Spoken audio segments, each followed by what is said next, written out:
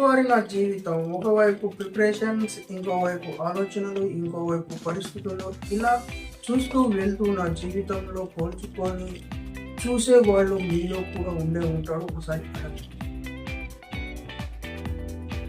ఒక ప్రిపరేషన్ కోసం అని పొద్దున్నే లేచుకుంటాం, అవునా? లేదు, లేవాలి అనుకుంటాం. 6 AM అంటే పొద్దున్నే లేవాలనుకుంటాం. అది కాస్త లేచే టైం 6 AM అవగానే అయ్యో అప్పుడే అయిందా అనేసి మళ్ళా దుప్పటి కప్పుకొని పండుకుంటాం. మళ్ళీ తీరా లేచేసరికి 9 లేదా 10 అయిపోతుంది.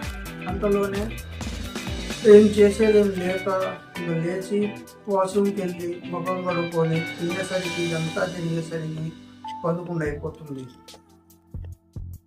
అయిపోయాక ఇక తర్వాత తీసి బుక్ ముందు పెట్టుకొని కొంచెంసేపు చదవగానే ఒక క్లాస్ విని ఇక చేసేది ఏం లేక మోటివేషన్ కోసం అని యూట్యూబ్లో ఒక వీడియో తీస్తాం. చూస్తూ ఉండగానే ఇంతేనా అనుకొని ఇంకోటి తీస్తాం. ఇలా తీసుకుంటూ చూస్తూ పోతే అది కాస్త మధ్యాహ్నం 1 అవుతుంది. అంతే. ఇది కాస్త ఎలా జరుగుతూ ఉంటుందంటే మన రోజువారీ అంటే ఇది ఎలా జరుగుతుందో అలా మన రొటీన్స్ జరుగుతూనే ఉంటుంది. ఇది కాస్త మనం ఎలా అంటే స్టేబుల్గా ఉన్నట్టు మనం అనుకుంటాం, కానీ ఎలాగైతే భూమి తిరుగుతూ ఉంటుందో మన రొటీన్స్ కూడా ఇలానే జరుగుతూ ఉంటుంది. ఇలా మన జీవనం సాగుతుంది.